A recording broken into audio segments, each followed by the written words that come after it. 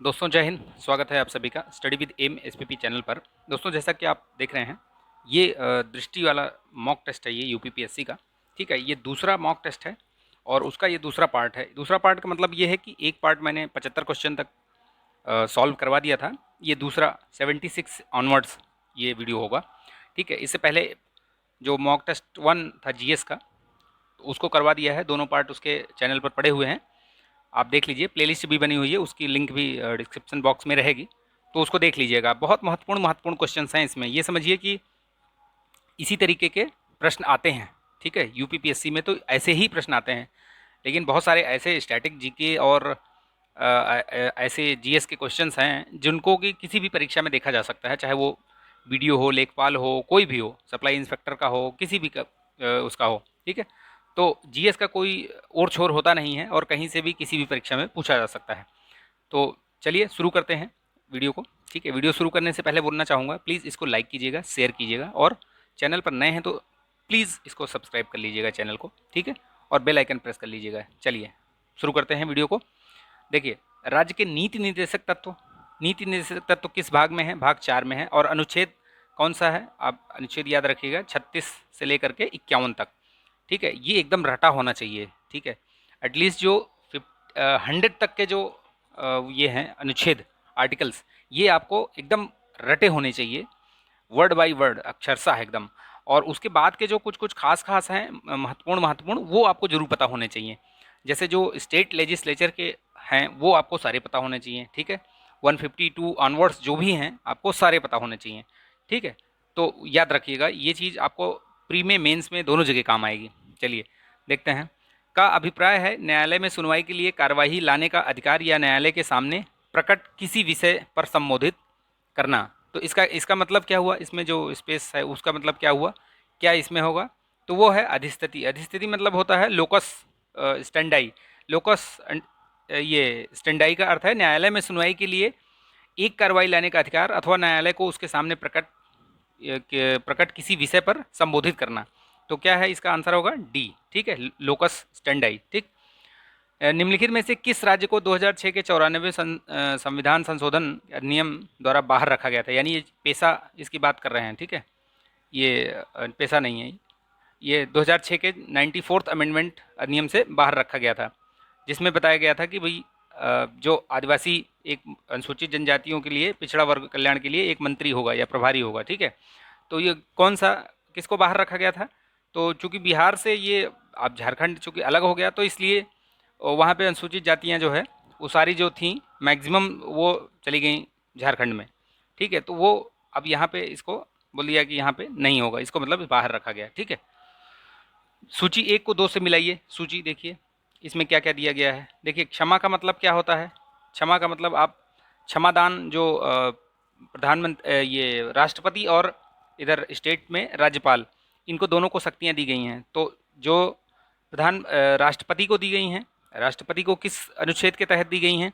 तो राष्ट्रपति को 72। ठीक है, ये क्षमादान वाली जो शक्तियाँ हैं वो। और इतना राज्यपाल के लिए 161 अनुच्छेद याद रखना है। ठीक है, इसको ध्यान रखिएगा। ठीक है, ध्यान रखिएगा क्योंकि ये अनुच्छेद पूछे जाते हैं। तो देखिए, क्षमा का मतलब होता है कि एक व्यक्ति को सभी प्रकार के दंड से मुक्त कर दिया जाए। तो डी का 4, यानी डी का 4 अगर एक ही आपको पता चल गया तो इसमें से आंसर आ जाएगा। इसी तरीके से एलिमिनेशन मेथड लगाना है आपको। पूरा क्वेश्चन पढ़ने की जरूरत ही नहीं है, आप एक बार पढ़िए क्वेश्चन को, एक बार देखिए ऊपर से नीचे तक, और क्षमा देखिए आप, एक ही आपको पता चल गया कि एक व्यक्ति को सभी प्रकार के दंडों से मुक्त करना, तो ये चौथा नंबर। यानी कि इस तरीके से अगर प्रश्न आता है तो ये विद इन सेकेंड आपका सॉल्व हो जाएगा। हल्दी की नई ये नई किस्म जो है ये पाई गई, तो उसका क्या नाम था? वो केसरी। ठीक है, केसरी याद रखिएगा। ठीक है, चलिए नेक्स्ट क्वेश्चन देखते हैं। केंद्रीय प्रदूषण बोर्ड, नियंत्रण बोर्ड की नवीनतम रिपोर्ट के अनुसार किस राज्य में उपचारित सीवेज का पुनः उपयोग सबसे अधिक है? यानी कि जो सीवेज का वो होता है, वाटर, पानी, उसको उपचारित करके उसका मतलब रीयूज़ करना, प्रयोग में लाना, तो कौन सा है वो? किस राज्य में सर्वाधिक है? तो ये हरियाणा में सर्वाधिक है। ठीक है, याद रखिएगा। चलिए, निम्नलिखित में से कौन सा राज्य के नीति निर्देशक सिद्धांत गांधीवादी सिद्धांतों पर आधारित है? तो देखिए, जो अपने डीपीएसपीज हैं, जो नीति निर्देशक सिद्धांत हैं, उनको 3 भागों में बांटा गया है। एक तो गांधीयन हो गए, गांधीवाद हो गए, एक सोशलिज्म उसमें आते हैं, और एक होता है जो आपका ये एक होता है लिबरल। तो वो अलग अलग कैटेगरीज हैं, अलग अलग जो ये आते हैं अपने अनुच्छेद, वो अलग अलग उसमें आते हैं। तो जैसे गांधी वाले उसमें, गांधीवादी में, ये एक तो कुटीर उद्योग वाला हो गया, ठीक है, कुटीर कुटीर उद्योग वाला हो गया गांधीवाद में। और भी चीज़ें हैं जैसे ग्राम पंचायत हो गया, ये सब गांधी वाले में आते हैं, ठीक। तो यहाँ पे जो आप देखेंगे तो ये कुटीर उद्योग जो है गांधी वाले उसमें आएगा, सिद्धांत में, गांधीवादी सिद्धांत में। तो इस तरीके से आप इसको याद रखिएगा, ठीक है।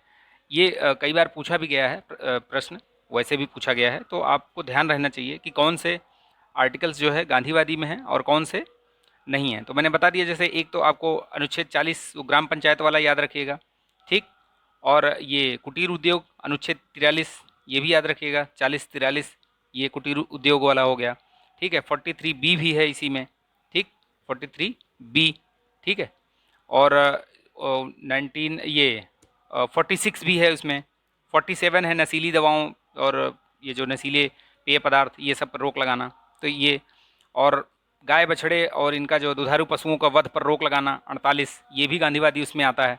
तो ये 5-6 जो आर्टिकल्स हैं इनको याद रखिएगा, ठीक है, कि कौन से गांधीयन में आते हैं, कौन से सोशल में आते हैं, कौन से लिबरल्स में आते हैं, ठीक। चलिए देखते हैं नेक्स्ट अगला क्वेश्चन। विधानसभा अध्यक्ष के संदर्भ में निम्नलिखित कथनों में से कौन सा कथन सही है? वह व्यापार सलाहकार समिति के अध्यक्ष के रूप में कार्य करता है, तो ये सही है। सदन भंग होने पर भी वह पदासीन रहता है, तो बिल्कुल बिल्कुल पदासीन रहता है, और तब तक रहता है जब तक कि नया जो अध्यक्ष है वो ना चुन लिया जाए।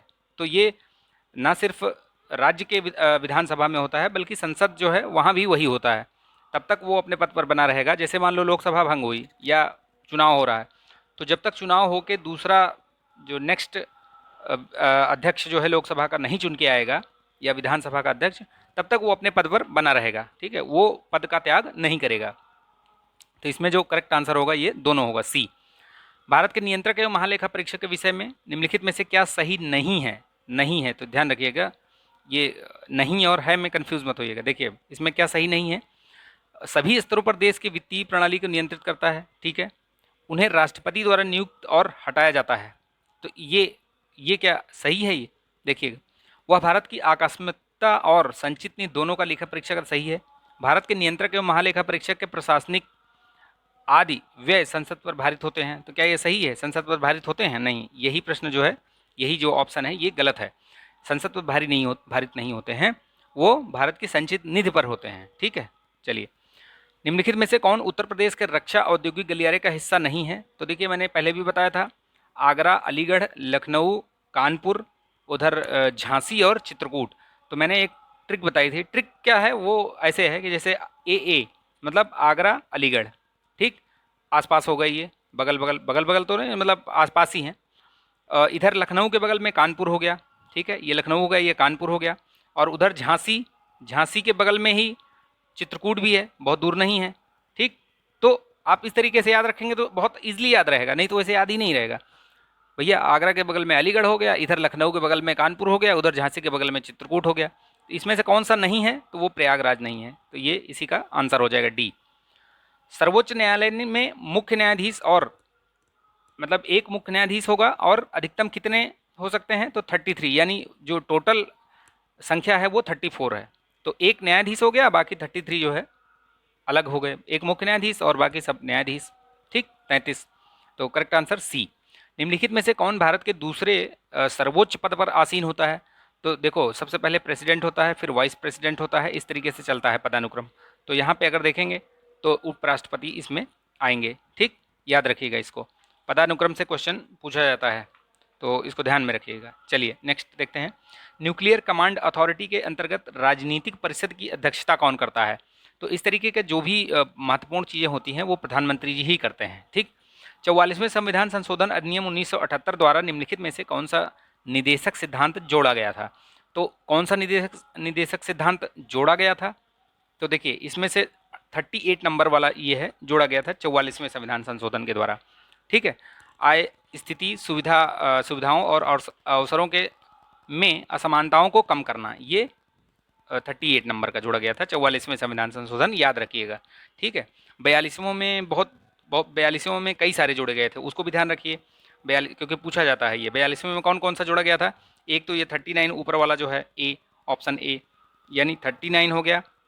39A हो गया, जो 39A क्या है, मुफ्त कानूनी सहायता, समान न्याय को बढ़ावा देना और मुफ्त कानूनी सहायता 39A। और 43A ये भी जोड़ा गया है।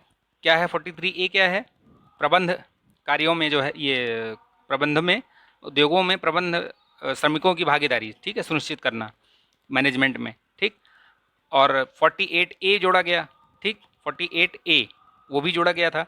उसका क्या है, उसका है ये वनों और वन्यजीवों की रक्षा करना, पर्यावरण संरक्षण। ठीक है, तो याद रखिएगा।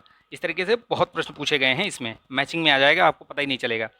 और 44वें में सिर्फ जो है 38 जोड़ा गया था, बाकी और सब जो जोड़े गए थे 43A, 43B और 43B नहीं, 43A, 48A, 39A, 39, ये सब 42वें में। ठीक है, चलिए देखते हैं नेक्स्ट। किस मंत्रालय के तहत मेडिकल डिवाइस पार्क का संवर्धन शुरू किया गया है। तो ये रसायन और उर्वरक मंत्रालय है, उसके अंतर्गत ये शुरू किया गया है। ठीक है, ये मेडिकल डिवाइस पार्क याद रखिएगा। ठीक, चलिए। हाल ही में दार्जिलिंग से भारतीय वनस्पतिक सर्वेक्षण द्वारा निम्नलिखित में से किसकी एक नई प्रजाति की खोज की गई थी। तो ये जंगली केला एक, इसकी खोज की गई थी। ठीक, तो याद रखिएगा इसको, दार्जिलिंग से। ठीक है, निम्नलिखित कथनों पर विचार कीजिए। संविधान में अतिरिक्त सॉलिसिटर जनरल का कोई प्रावधान नहीं है। सही बात है, कोई प्रावधान नहीं है, मतलब उसकी कोई लिखित वो नहीं दिया गया है, मतलब उसमें। और अटॉर्नी जनरल संसद की कार्यवाही में भाग ले सकता है, उसे मतदान करने का अधिकार नहीं है। तो दोनों सही है, वो भाग तो लेगा लेकिन उसको अधिकार नहीं है कि वो किसी भी चीज़ पे वोटिंग कर सके। ठीक, तो याद रखिएगा, कंफ्यूज मत होइएगा कि भाग ले सकता है तो वोटिंग भी कर सकता है, ऐसा नहीं है। हाँ, चलिए नेक्स्ट देखते हैं। इसका करेक्ट आंसर होगा सी। उच्च न्यायालय के संदर्भ में निम्नलिखित कथनों में से विचार कीजिए। देखिए, उच्च न्यायालय तो बोल रहे हैं कि राष्ट्रपति जो है उच्च न्यायालय की शक्ति का निर्धारण करता है। ठीक है, सेवानिवृत्त न्यायाधीश और मुख्य न्यायाधीश और न्यायाधीश अपने अंतिम आहरित वेतन का 50% मासिक पेंशन के रूप में पाते हैं। तो ये तो सही है। ये नंबर 1 देखिए, नंबर 1 सही है क्या, नंबर 1 भी सही है। ठीक है, चलिए, तो ये आंसर हो गया इसका सी। निम्नलिखित में से कौन नीति आयोग का मार्गदर्शक सिद्धांत, दो चीज़ें होती हैं, एक तो मार्गदर्शक सिद्धांत होता है, ठीक है, और एक होता है एक क्या बोलते हैं दूसरे वाले को, नीति आयोग के कार्य। ठीक है, मतलब वो एक कार्य वाले में आ गया। तो ये जो ये वाला निगरानी और मूल्यांकन है, ये उसका कार्य हो गया। ठीक है, मार्गदर्शक सिद्धांत जो है वो शासन, समावेशन, जनसांख्यिकी, लाभांश, लोगों के प्रति भागीदारी, लोगों की भागीदारी, शासन स्थिरता, समावेशन, गांव, अंत्योदय, ये सब जो है मार्गदर्शक सिद्धांत हैं। और ये जो निगरानी और मूल्यांकन क्या है, ये कार्य है। चार टाइप के कार्य हैं। एक डिजाइन, नीति और कार्यक्रम ढांचा, सहकारी संघवाद को बढ़ावा देना, निगरानी एवं मूल्यांकन, थिंक टैंक और नॉलेज एंड इनोवेशन हब तैयार करना। ठीक, तो याद रखिएगा, कंफ्यूज मत होइएगा। निम्नलिखित में से किस सुरंग के माध्यम से असम और अरुणाचल प्रदेश के बीच संपर्क सुनिश्चित किया जाएगा। तो ये सेला सुरंग है, याद रखिएगा, अरुणाचल में है, ये मैचिंग में भी आता है। प्रत्येक राज्य और केंद्र शासित प्रदेश में किन जातियों या जनजातियों को अनुसूचित जाति या अनुसूचित जनजाति माना जाएगा, यह निर्दिष्ट करने की शक्ति किसके पास है। तो ये राष्ट्रपति जो है निर्धारित करते हैं। ठीक है, घोषित करते हैं। निम्नलिखित में से कौन सा मौलिक अधिकार 86वें संविधान संशोधन 2002 द्वारा जोड़ा गया था। तो ये शिक्षा वाला जो था ये जोड़ा गया था, 6 से 14 वर्ष की आयु के बीच में बच्चों को शिक्षा प्रदान करना। ठीक है, मौलिक। सत्यमेव जयते ये राष्ट्रीय आदर्श कब जोड़ा गया था, ये 1950 में। ठीक, याद रखिएगा, सत्यमेव जयते, कंफ्यूज मत होना। चलिए नेक्स्ट देखते हैं। ये 26 जनवरी 1950 को ही इसको भी अपनाया गया था। निम्नलिखित कथनों में से किस प्रावधान को में साधारण बहुमत से संशोधन किया जा सकता है। देखिए, राष्ट्रपति का चुनाव जो है साधारण बहुमत से नहीं होगा। ठीक है, तो जब पहला अगर आपका गलत हो गया तो आप सीधे सीधे देखिए जिसमें पहला है वो सब आपका, ऐसे एलिमिनेशन इसी तरीके से लगाते हैं। आपको सभी कुछ नहीं पता है तो भी देखिए, राष्ट्रपति का चुनाव पता है कि आपको ये इसमें अगर कुछ संशोधन करना है उस चुनाव के उसमें प्रक्रिया में या किसी भी तरीके से, तो ये सिर्फ और सिर्फ मतलब साधारण बहुमत से नहीं होगा, इसको पहले तो स्पेशल बहुमत से होगा, फिर इसके साथ राज्यों के जो आधे से अधिक राज्यों के विधानसभाओं से भी ये पास होना चाहिए। तो ये विशेष बहुमत होना चाहिए इसका, ठीक है। तो जैसे ही आपका ये आंसर आ जाएगा 2 और 3, यानी कि जो उच्चतम न्यायालय के को अधिकारता प्रदान करना ये हो सकता है, और नए राज्यों का प्रवेश ये साधारण बहुमत से हो सकता है। निम्नलिखित में से किस केंद्र शासित प्रदेश को 100% जैविक प्रदेश घोषित किया गया? तो ये लक्षद्वीप, ठीक है, याद रखिएगा। कौन सा देश क्वाड का हिस्सा नहीं है? तो क्वाड में कौन कौन सा है? एक अमेरिका है, एक ऑस्ट्रेलिया है, एक इंडिया है और एक जापान है, ठीक है। ये 4 कंट्रीज़ हैं। तो ये न्यूजीलैंड इसमें नहीं है, तो याद रखिएगा। समाचारों में रहा ये जीनोनिट, जीनोनिट ये क्या है? तो ये डार्क मैटर है, ठीक। जीनोनिट क्या है? एक डार्क मैटर, याद रखिएगा। किसी भी पार्टी को राष्ट्रीय दल के रूप में मान्यता देने के लिए मतलब उसमें क्या क्या चीज़ें होनी चाहिए? तो वो राष्ट्रीय दल कहा जाएगा या उसको मान्यता दे देगा ये निर्वाचन आयोग, ठीक है। तो देखिए उसमें क्या क्या चीज़ें होनी चाहिए? तो ये दोनों चीज़ें होनी चाहिए, यानी कि वो अगर आम चुनाव हुआ है तो वो कम से कम तीन तीन राज्यों में 2% से अधिक सीटें जीती हो, और 4 राज्यों में राज्य मतलब 4 राज्यों में राज्य पार्टी के रूप में मान्यता प्राप्त हो उसको। तो ये दोनों चीज़ें होनी चाहिए, तब वो नेशनल पार्टी बन पाएगी, ठीक।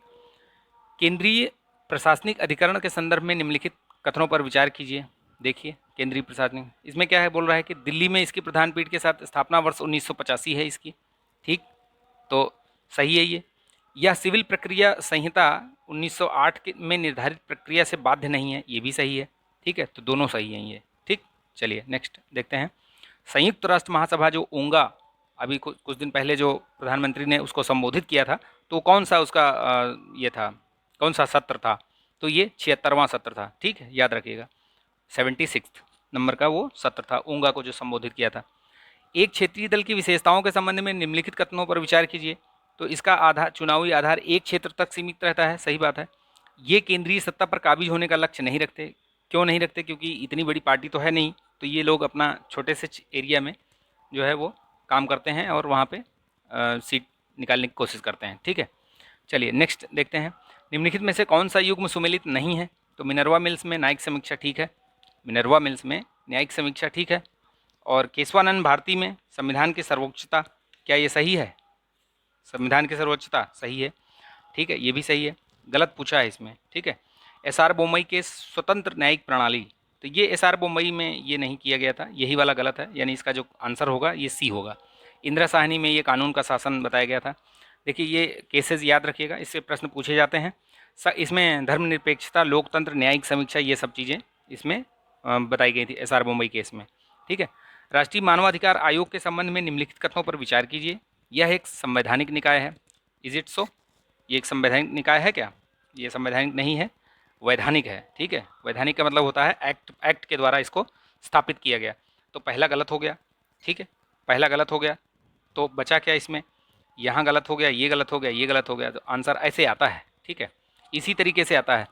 आपको पता है कि भैया जिसकी संविधान में चर्चा नहीं की गई है या संविधान में नहीं लिखा गया है वो संवैधानिक नहीं है। तो मतलब ये संवैधानिक निकाय, संविधान में ये लिखा नहीं गया है, तो ये पहले ही गलत हो गया। तो उसी तरीके से प्रश्न, बाकी आपको तो पता हो ना हो, आंसर आपका आ गया। आदर्श आचार संहिता कौन लागू करता है या कौन जारी करता है? तो ये निर्वाचन आयोग द्वारा जारी करता है। निम्नलिखित में से कौन आयुष्मान भारत डिजिटल मिशन नहीं है? तो कौन सा नहीं है पूछ रहा है इसमें से। देखिए पढ़िए इसको, ये इसको हटा देता हूँ मैं, पढ़िए। प्रत्येक नागरिक के लिए स्वास्थ्य आईडी जारी करना है, ये तो है भाई उसमें, ठीक है। और इसी में हेल्थ केयर प्रोफेशनल रजिस्ट्री जो HPR और हेल्थ केयर फैसिलिटीज़ रजिस्ट्री, ये भी है। Ayushman Bharat digital mission sandbox, ये भी है। तो इसमें पूछ रहा है नहीं कौन सा है, तो उपरोक्त में से कोई नहीं, यानी कि सब हैं। बिल्ड बैक बेटर वर्ल्ड, ये किसकी थीम थी, ये किस पहल की शुरुआत की थी? ये तो G7 में ये हुआ था, ठीक है, याद रखिएगा। आकाश प्राइम किस प्रकार की मिसाइल है ये? तो ये सतह से हवा में मार करने वाली मिसाइल है ये, ठीक है, ठीक है। नेक्स्ट देखते हैं। सरकार की संसदीय प्रणाली की निम्नलिखित में से कौन सी विशेषताएं हैं?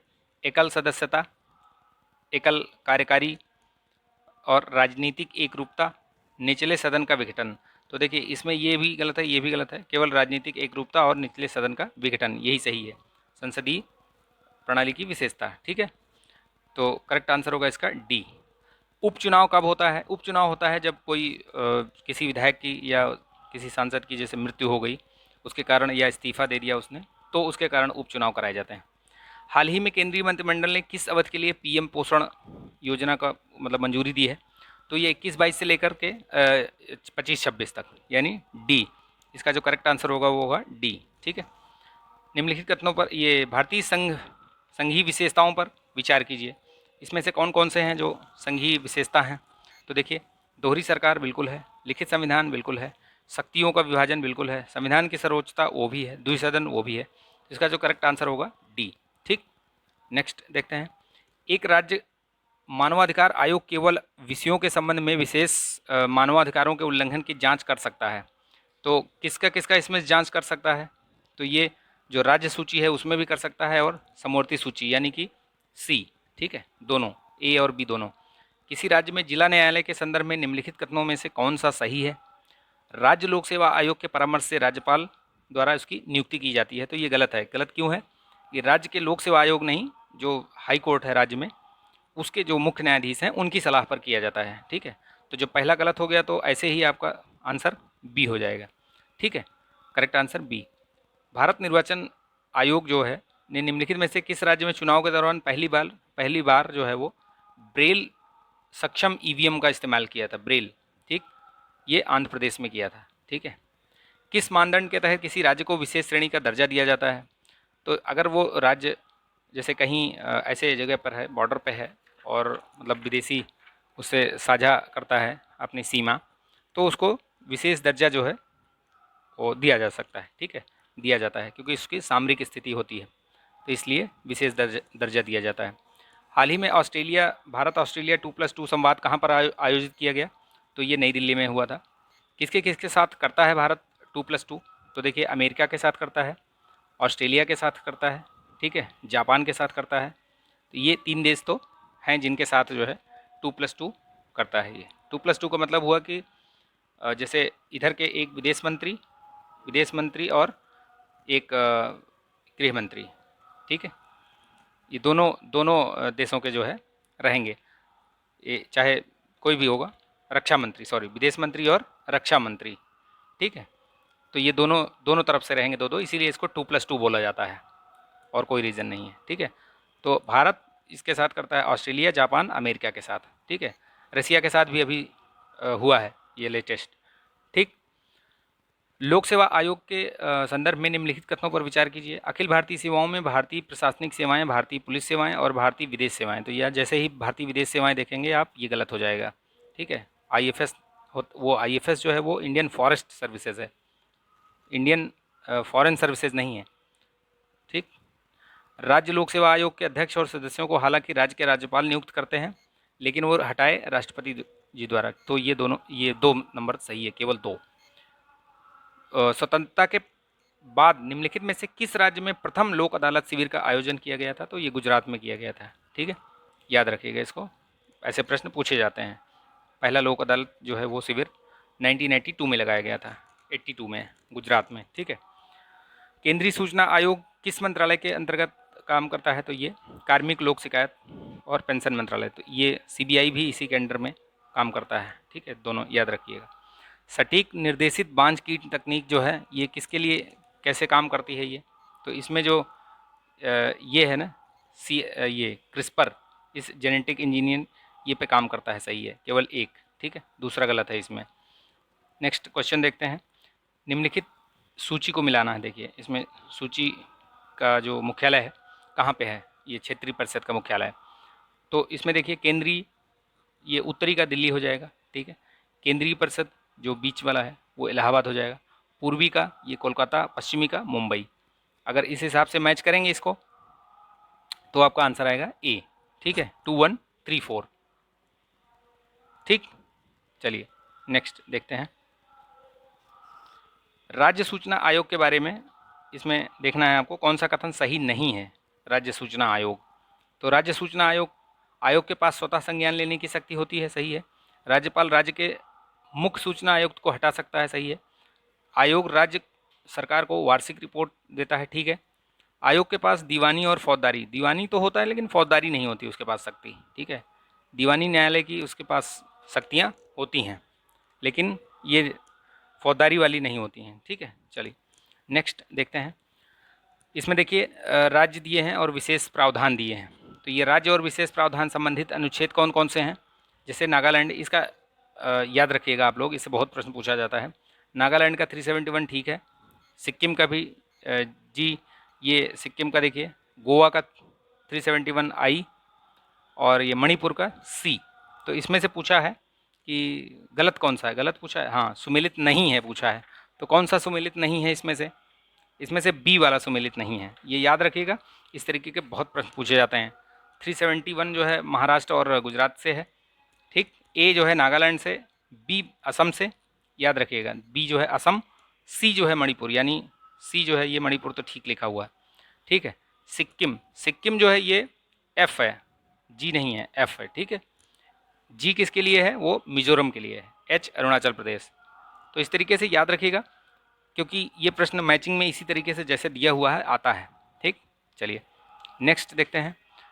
ये क्या पूछ रहा है? राष्ट्रीय आपातकाल के बारे में पूछ रहा है। तो अगर आप इसको पढ़ेंगे, ये बहुत मतलब तीनों बड़ा है, पढ़ लीजिएगा आप। इसमें तीनों सही हैं, कहने का मतलब इसमें तीनों सही हैं, बताया गया है राष्ट्रीय आपातकाल के बारे में, तीनों सही हैं, इसको पढ़ लीजिएगा आप, ठीक। चलिए, हाल ही में T+1 निपटान प्रणाली किसने किया? ये तो ये सेबी ने किया है, ठीक है। किसने किया है? सेबी ने, ठीक है। T+1 प्रणाली ये होता है कि जो शेयर के लिए पैसे वगैरह, ये मतलब स्टॉक एक्सचेंज से संबंधित है।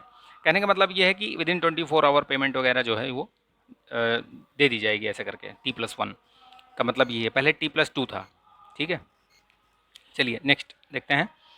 इसमें क्या है? हाल ही में आई अपडेटेड ग्राउंड स्वेल रिपोर्ट, ये दिया गया है जलवायु परिवर्तन पर 2050 तक 216 मिलियन लोगों को अपने देश में स्थानांतरित होने के लिए मजबूर होना पड़ेगा। तो आप बताइए कि इसमें ये किसने जारी किया था? ये वर्ल्ड बैंक ने जारी किया था, ठीक है। ये रिपोर्ट के बारे में पूछा था।